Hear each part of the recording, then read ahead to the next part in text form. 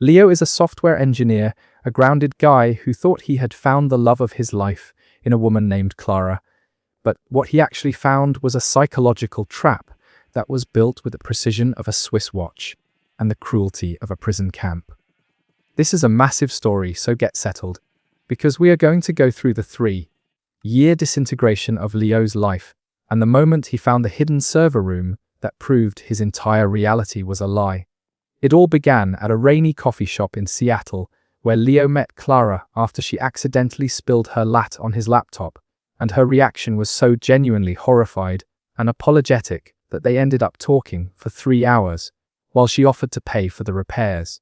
She was a freelance photographer with an eye for detail, and a laugh that felt like it could light up a room, and within a month, they were inseparable. Leo describes the first year as a dream, where Clara seemed to anticipate his every need, and she would leave little notes in his pockets, and she always knew exactly what to say when he was stressed about work. But looking back, Leo realizes that the first red flag was how she insisted on being the one to handle their social calendar, and she would slowly start to suggest that his old friends from college were a bit too immature for the life they were building together. She didn't forbid him from seeing them, but she would make these small comments about how they didn't really respect his time, or how they only called him when they needed technical help, and eventually Leo just stopped calling them because it was easier than dealing with the subtle disappointment in Clara's eyes. The relationship accelerated when Clara suggested they move into a larger house in a quieter part of the state, because she said the city noise was triggering her anxiety, and Leo, who wanted nothing more than to make her feel safe, agreed to sign a 3-year lease on a secluded property surrounded by dense forest. Once they moved in, the isolation became total. Clara started complaining about her health, and she developed a series of mysterious symptoms that baffled doctors, ranging from sudden fainting spells to intense light sensitivity that required them to keep the heavy curtains drawn at all times.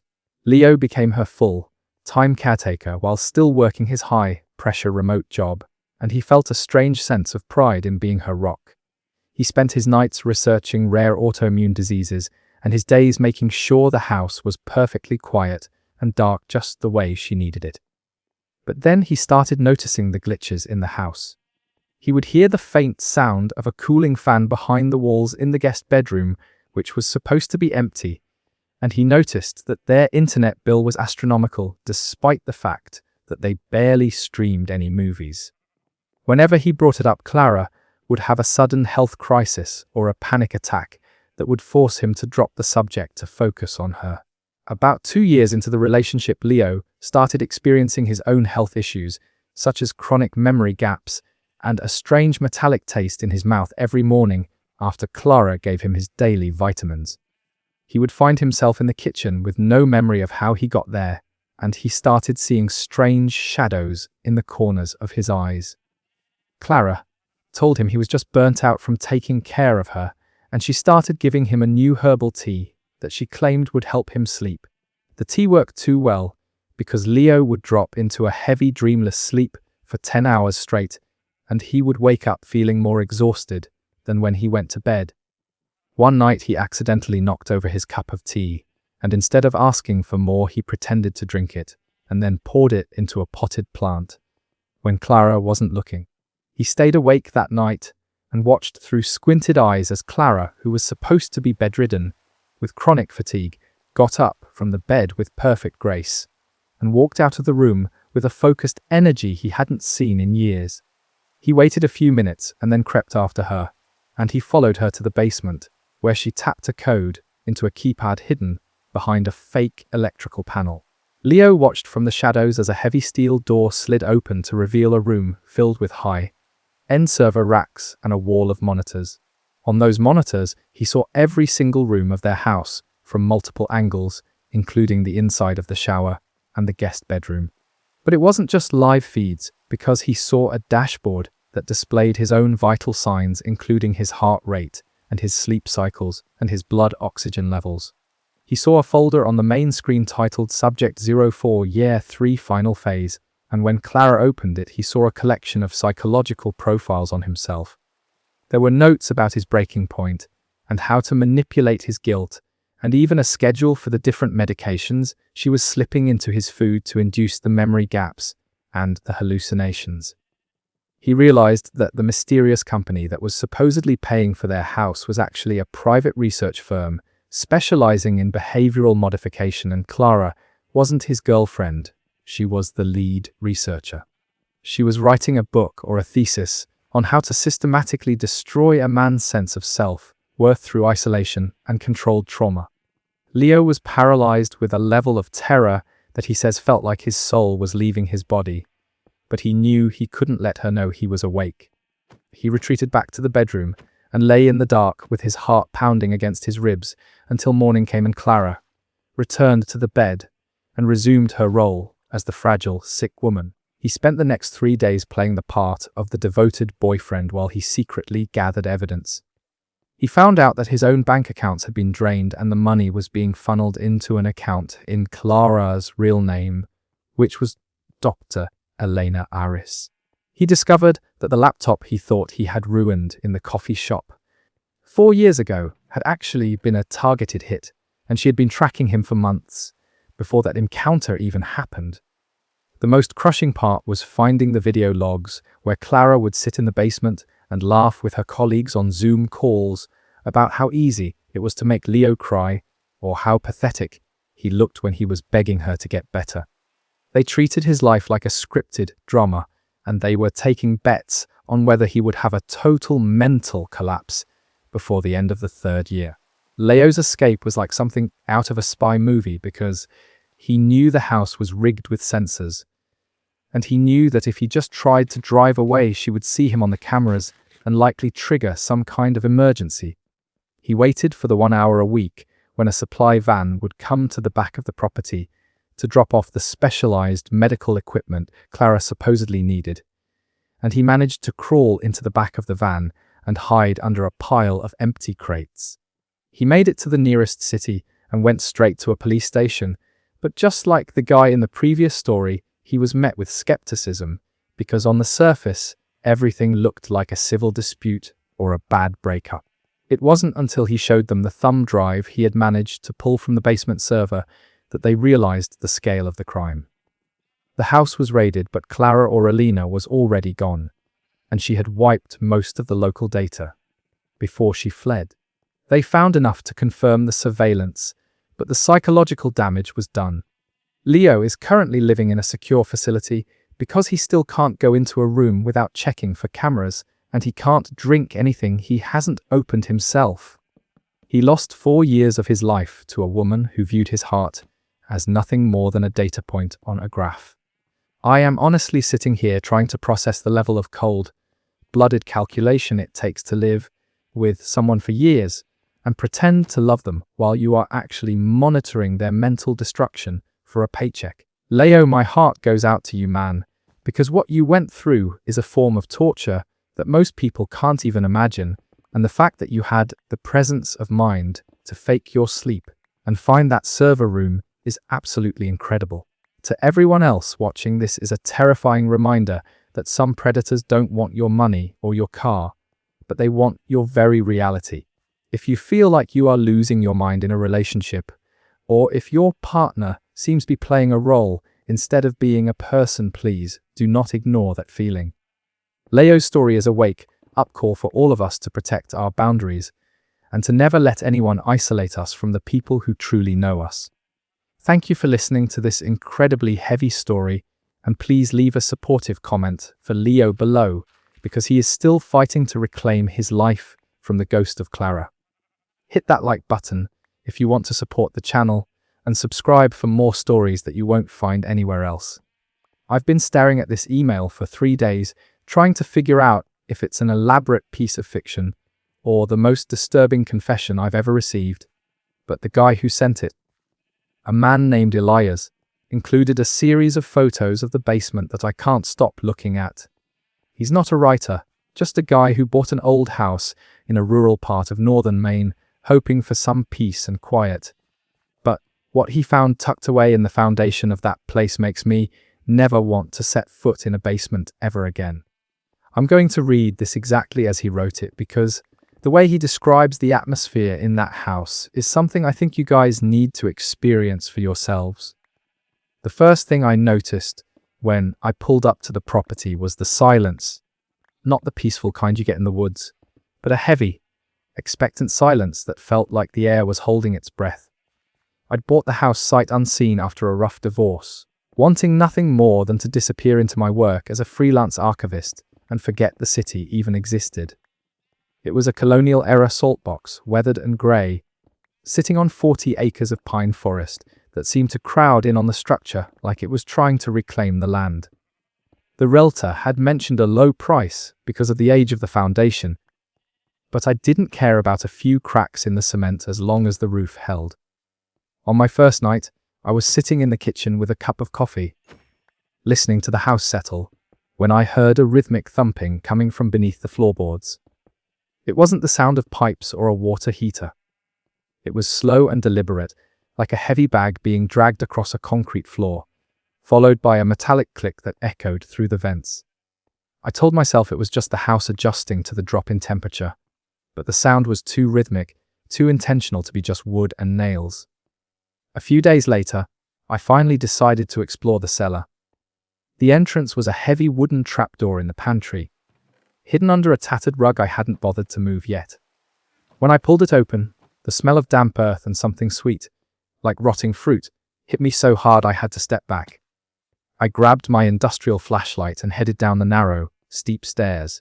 The basement was larger than the footprint of the house above it, extending out under the yard into a series of interconnected rooms, separated by crumbling brick archways. In the furthest corner, I found a heavy steel door that looked like it belonged on a bank vault rather than a residential cellar. It was bolted from the outside with a sliding iron bar. My heart was pounding against my ribs as I slid the bar back. It moved with a screech of rusted metal that made my teeth ache. Inside that room, there were no windows, no vents, just a single chair bolted to the center of the floor facing a wall covered in hundreds of small, numbered cubbies. Every single cubby contained a cassette tape. I picked one at random, labeled October 14th, 1994, and looked around for a player.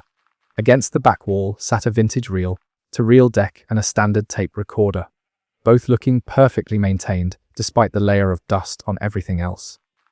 I popped the tape in and hit play. For the first minute, there was only the sound of heavy, wet breathing.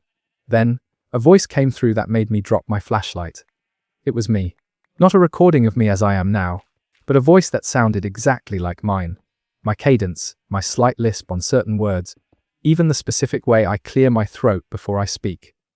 But the date was 30 years ago. The voice on the tape said, "Elias, I know you're sitting in the chair right now. You're wondering why the air smells like peaches. Don't look at the cubby labeled 402 yet. It's not time." I froze, my hand hovering over the tape player. I wasn't sitting in the chair, I was standing by the desk. As if hearing my thoughts, the voice continued, "Sit down, Elias. You're making the floorboards creak, and she can hear you from the vents." I backed out of that room so fast, I nearly tripped over the stairs, locking the trapdoor and shoving the heavy kitchen table over it. I didn't sleep that night. I sat in the living room with a kitchen knife in my hand, staring at the pantry door. But the house remained silent. No thumping, no clicking, just the wind in the pines. By morning, the rational part of my brain had taken back the wheel. I told myself it was a prank, or maybe the previous owner had some kind of obsession with me. I did some digging online and found that the house had been owned by a man named Dr. Aris Thorne, a disgraced psychologist who had disappeared in the late 90s. There were rumors he was obsessed with the idea of genetic memory and predetermination, the belief that every action we take was already written into our DNA before we were even born. I went back down there. I had to. I felt this magnetic pull toward that room, a feeling that my entire life had been a series of steps leading me to that specific basement in Maine. I sat in the chair this time. I felt the cold metal against my back, and I looked at the wall of cubbies. I reached for the tape labeled with today's date. I hit play. The voice was older now, raspier, but still unmistakably mine. It said, "You met Sarah at the gallery in 2018 because the rain forced you inside. You think it was a chance encounter, But I sent the rain, Elias. I've been sending the rain your whole life. You're wondering about the clicking sound. It's the timer in the walls. In 30 seconds, the door you locked will unlock itself. I looked at the steel door. 30 seconds passed in agonizing silence, and then the iron bar on the outside slid back with a heavy thud. No one was there. I ran to the door and looked into the main cellar, but it was empty. The house felt like it was expanding, the walls stretching away from me until the basement felt like an infinite labyrinth of brick and shadows. I started listening to more tapes. I spent weeks in that room, neglecting my work, barely eating. The tapes knew everything. They knew about the mole on my shoulder I'd had removed when I was 12. They knew about the secret I'd never told anyone. The time I'd watched my neighbor's house burn down and felt a surge of excitement instead of fear. The tapes weren't just predicting my life, they were analyzing it, critiquing my choices. The voice on the tapes, my future self or whatever it was, started getting angry. On a tape from 3 days ago, it screamed, "Stop trying to leave. You've already signed the deed. The house is part of you now. You think you can drive back to the city, but the road only leads back to the driveway." I tried it. I got in my car and drove for 3 hours straight. But every turn I took, every highway exit I followed, eventually spat me back out onto the gravel road leading to the salt box. The GPS showed me in the middle of the ocean. My phone had no signal. Last night, I found a tape that wasn't in a cubby. It was sitting on the floor in the center of the room. It had no date, just my name. I played it, and there was no voice, just the sound of a woman humming a lullaby. It was the lullaby my mother used to sing to me, but she died when I was an infant. As I listened, I heard the clicking sound again, but this time it was coming from inside the room, behind the wall of tapes. I started pulling the cubbies out, throwing the tapes across the floor in a frenzy. Behind the wood, there was a space about 3 feet wide, and inside that space, there was a second chair. It was occupied. It was a woman, or what was left of one. She was mummified, her skin like cracked parchment, dressed in a floral gown that looked decades old.